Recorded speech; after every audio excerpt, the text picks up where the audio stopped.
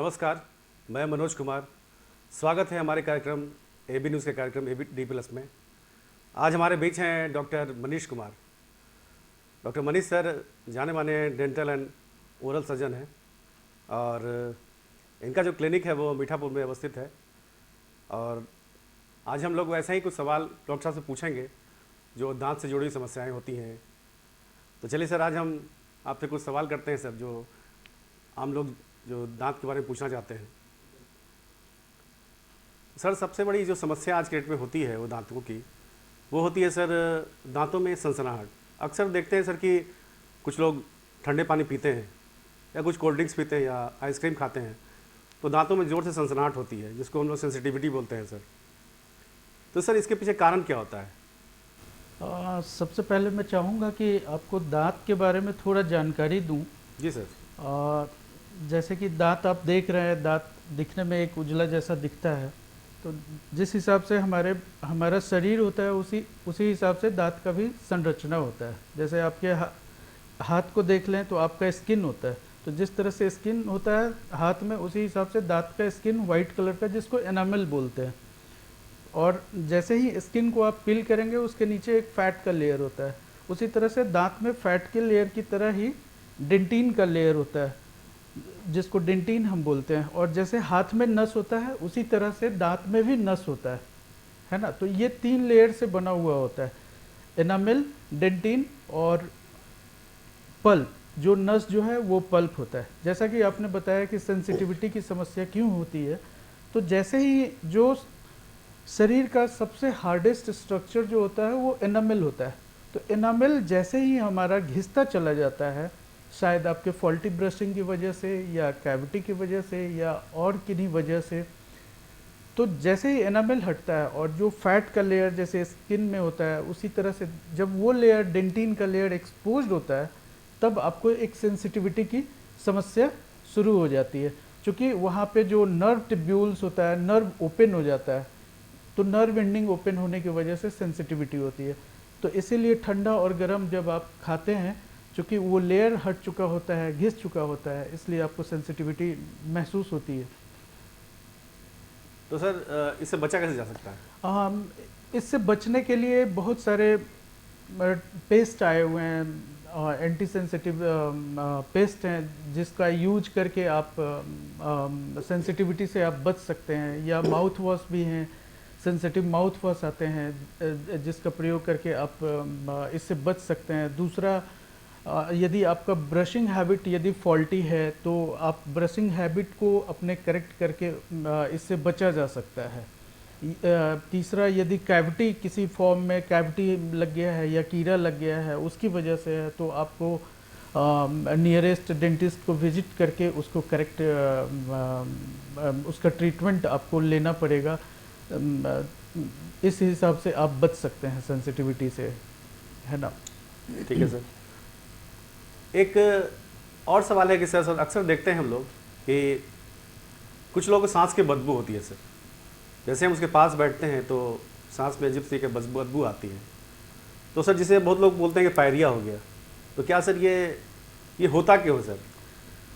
देखिए, मसूड़े की बीमारी नॉर्मली इसको हमारे टर्म में एक जिंजिवाइटिस बोला जाता है, जिसमें कि मसूड़े में सूजन आना शुरू हो जाता है। तो जो कि आम लोग आते हैं, कंप्लेन करते हैं कि मेरे मसूड़े से खून आ रहा है और मुंह भी बदबू दे रहा है ना।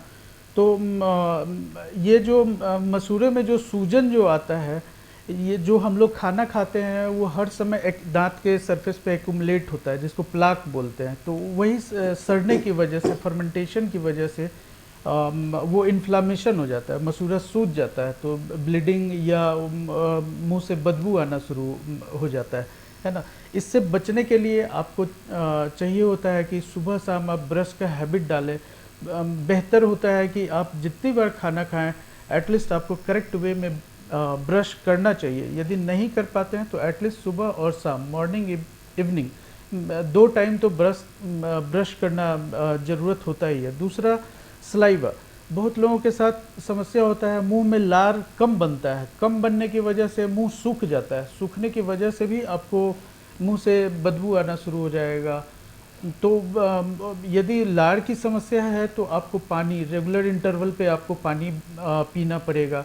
रेगुलर इंटरवल पे 6 से 8 लीटर यदि आप पानी पीते रहते हैं तो मुंह के बदबू से भी आप बच सकते हैं। तीसरा, बहुत सारे लोगों में पेट की समस्या की वजह से भी मुंह से बदबू आता है। तो यदि पेट की समस्या से मुंह आ रहा है तो आपको अपने पाचन सिस्टम को ठीक करना पड़ेगा, क्योंकि मुंह का बदबू रिलेट कर जाता है। सपोज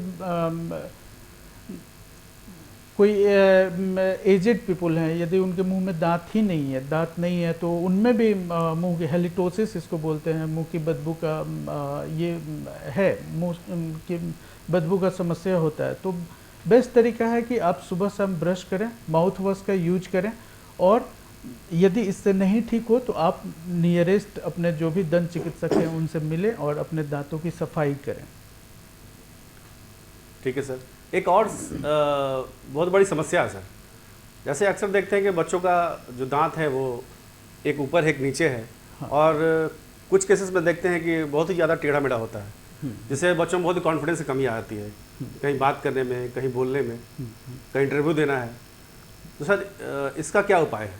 बिल्कुल, बदलते परिवेश में ये देखा गया है कि बच्चों का दांत जो है वो करेक्ट समय पे नहीं टूटने की वजह से, जैसा कि बच्चे का दूध का दांत टोटल 20 दांत टूटता है, तो 20 दांत टूटता है, बट सबका एक टाइम बना हुआ है। तो एक करेक्ट टाइम पे ही दांत टूटना शुरू होता है। यदि उस करेक्ट टाइम पे दांत नहीं टूटा तो जहाँ पे जिस दांत को आना चाहिए होता है उसका जगह नहीं मिला, तो वो फिर दूसरे जगह से वो दांत निकलना शुरू हो जाता है, जिसकी वजह से आपका टेढ़ा मेढ़ा दांत आना शुरू हो जाएगा, या दांतों के बीच में गैप आ जाता है। तो ये एक समस्या है। तो ये अर्ली डिटेक्शन बोला जाता है कि बच्चों के केस में बोला जाता है कि अर्ली डिटेक्शन, अर्ली ही आप किसी डेंटिस्ट से विजिट कीजिए, और स्टार्ट में ही कौन सा दांत किस समय पे नहीं टूट रहा है तो उसको इंटेंशनली, मतलब उसको तोड़ा जाता है और उसको करेक्ट जगह पे वो अपने करेक्ट पोजीशन पे वो दांत निकल पाए। तो अर्ली शुरू में ही इसका ट्रीटमेंट किया जा सकता है। यदि ऐसा बाय द वे किसी वजह से नहीं हम लोग कर पाते हैं और दांत टेढ़ा मेढ़ा आ जाता है, तो सारा दांत एक बार टूटने के बाद ब्रेसेस लगा के, ब्रेसेस जिसको आप लोग पिन भी बोलते हैं, पिन लगा के उसको करेक्ट किया जा सकता है। एक यूनिफॉर्म दांत आपका और एक हेल्दी स्माइल आपका बनाया जा सकता है। और आज के परिवेश में ये काफ़ी ज़रूरत भी हो गया है कि आपको you have to face some interviews, और कहीं पे आप जा रहे हैं जॉब के लिए तो आपको आपका एक हेल्दी स्माइल होना चाहिए। इवन दांत काफ़ी मैटर कर जाता है। जी सर, तो इसी में एक और इसलिए- सवाल है सर, बिल्कुल। कि कुछ बच्चों का अर्ली स्टेज में देखते हैं कि दांत निकलना ऊपर लिप्स के ऊपर आ जाता है, या ऊपर उड़ जाना बोलते हैं, तो उसको अर्ली स्टेज में सर कैसे दूर कर सकते हैं? अर्ली स्टेज में भी एक रिटेनर होता है, या ऑर्थोडोंटिक ट्रेनर बोल के एक आता है, उसको लगा के हम लोग 7, 8, 9 साल के बच्चे में भी करेक्ट किया जा सकता है। यदि इस एज में आप करेक्ट करा लेते हैं तो ब्रेसेस से आप बच सकते हैं। यदि इस एज में आप नहीं करेक्ट करा पाते हैं तो फिर सारे दांत टूटने, जैसा मैंने बताया था आपको कि टोटल 20 दांत टूटता है, तो मिल्क दांत टूटने के बाद आप फिर ब्रेसेस लगा के इसको करेक्ट किया जा सकता है। ठीक है सर। और एक और सवाल है सर, कि अक्सर हम लोग टीवी ऐड में सुनते हैं कैविटी, बच्चों को कैविटी से बचना चाहिए, या चॉकलेट खाने से कैविटी बनता है। बेसिकली सर ये कैविटी होता क्या है? हाँ, आपने बहुत सही सवाल और बहुत कॉमन सवाल आपने दांत का कि कैविटी होता क्या है। तो कैविटी बेसिकली जो वो प्लाक जो होता है, या खाना फंसने की वजह से, या खाना के फंस के सड़ने की वजह से वो धीरे धीरे आपके दांत को डिमिनरलाइज करना शुरू कर देता है। डिमिनरलाइज मतलब कि वो एनामल का जो लेयर है वो धीरे धीरे गलना शुरू हो जाता है। तो वही ग्रेजुअली आपका कैविटी का फॉर्म ले लेता है, जिसको कि आप लोग बोलचाल की भाषा में खोड़र भी बोलते हैं। वो आपको इस वे में दिखता है, या तो दोनों दांत के बीच में खाना फंसना शुरू हो जाएगा, या वहाँ पे ठंडा गर्म लगना शुरू हो जाएगा, या ब्लैक जैसा स्पॉट ऊपर में बन जाता है। तो उस कैविटी उसको बोलते हैं। तो कैविटी यदि आपको जब भी महसूस हो कि मेरे दांत पे ब्लैक स्पॉट आ गया या ठंडा गर्म पानी लग रहा है। अच्छा, एक चीज़ आप लोग बिल्कुल ध्यान रखिए, दांत एक अपने शरीर में हर चीज़, कोई भी सिस्टम एक सिस्टम में काम करता है। यदि कोई भी सिस्टम आपका डिस्टर्ब होता है, कमर्शियल ब्रेक लेना पड़ेगा हम लोगों को, बिल्कुल। और जस्ट ब्रेक के बाद हम इस सवाल का जवाब सर आपसे आगे लेते रहेंगे। बिल्कुल बिल्कुल बिल्कुल।